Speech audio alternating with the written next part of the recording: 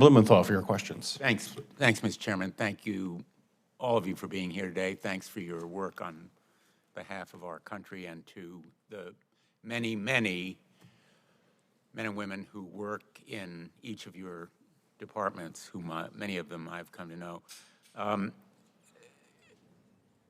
The threat of violent extremism, Director Wray, is not new after October 7th. In fact, I think the intelligence community has warned repeatedly that the most persistent and lethal threat to our internal security is, in fact, violent extremism. And I accept that we need more eyes and ears, we need more vigilance. If you see something, say something. But would there be additional legal tools that would be helpful to you in pursuing hate crimes, which are not speech, they are not constitutionally protected, they involve violence, they involve physical threats or results? Are there additional legislative tools that we could give you? Well, certainly we need the resources to address the issues. None of the threats that I described in my opening statement or in my questions here today are threats that I would say are fading away. They are all significant and they require attention. And everywhere I go, someone's got very good ideas about things the FBI should do more of. It's not very many responsible ideas of things that we can, at scale, do less of. Well, let me ask you specifically. The nonprofit security grant program, it's about $300 million.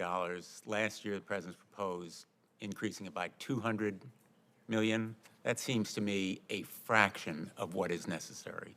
We need to spend $1 billion on it. I'm seeing in Connecticut, again and again and again, synagogues, mosques, churches, community centers spending scarce resources to hire security guards. Shouldn't that be a matter for the federal government to help prevent threats of that kind? Well, now you're, of course, asking about grant programs, which have a very important role here. The FBI is not a grant-making agency, but the Department of Justice and the Department of Homeland Security both, and maybe some other agencies, would have a place for that, and those do help. We should increase that kind of investment.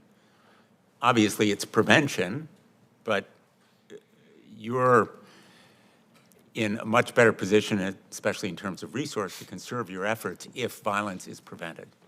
Well, I know that I can only speak from the FBI's end. Obviously, we spend an awful lot of time at the national level and at each one of our field offices engaged with communities of faith and various national associations at the national level. And security is, of course, the #1 topic we're engaged with them on, and they all need more help. Well, I'd appreciate your support for increasing that amount, as well as Secretary Mayorkas. Let me ask you, Mr. Secretary, enforcement of sanctions against Iran. Department of Homeland Security has a central role. Senator Ernst and I are proposing bipartisan legislation to provide a fund within the Department of Homeland Security for better enforcement, because your agents around the world, among many other duties, are responsible for investigating Iran's violations of sanctions that are there because Iran's using the revenue from those illicit oil sales to fund Hamas. Hamas wouldn't exist, it wouldn't be a threat, it couldn't have attacked on October 7th without resources provided by Iran, which in turn derived from those oil sales. Shouldn't we provide you with more resources to enforce those sanctions?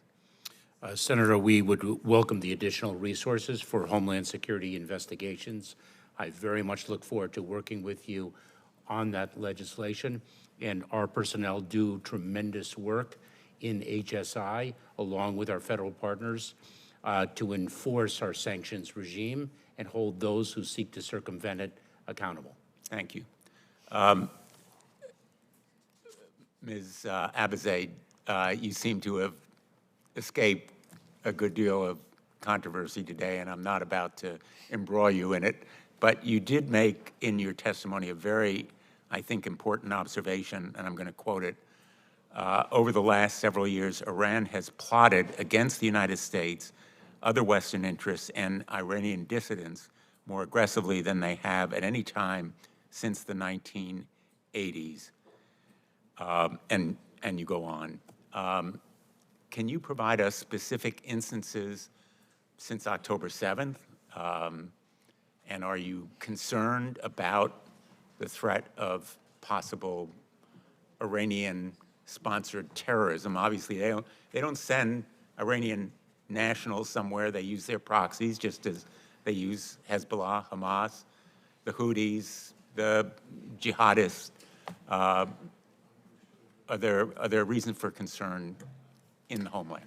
Yeah, no, thank you for the question and for including me in the discussion here today. I would say that Iran is the poster child for state sponsor of terrorism. It has long pursued terrorist proxy relationships. It has long pursued international operations, including especially over the last several years, not just focused on former government officials that it considers responsible for Qasem Soleimani's assassination, but also against Israeli interests and other interests worldwide. We've seen this pretty persistently. I will say that that stands in contrast to what we've seen since October 7th. You know, at this current moment, I would not have any indications of an Iranian threat inside the United States that should be of concern. That said, Iran has a significant escalatory capability that if it intended to be escalatory in this current conflict, we should be very concerned. And so the work that Director Wray has talked about, the work that we collaborate on in trying to counter Iranian-sponsored terrorist attacks all over the world is critically important for us to stay vigilant on in this current environment. Thank you. I'd like to pursue that line of questioning with you. I don't have time today because my time has expired. And I also will submit for the record a question on artificial intelligence. Senator Hawley and I have a framework. The President announced one yesterday. I think your agencies have a critical role to play. And let me just conclude on the point that Director Abizaid raised about potential foreign attacks. We still, in my view, have failed to hold accountable for the attack on 9/11 in support of the families that have sued Saudi Arabia. There is still information that the FBI could provide. I have had various meetings with your personnel, Director Wray, and they have sought to be cooperative, and we're going to pursue those questions. I just wanted you to know that we're continuing to focus on it. Your folks are engaged with us, and I hope we reach a successful conclusion. Thank you, Senator.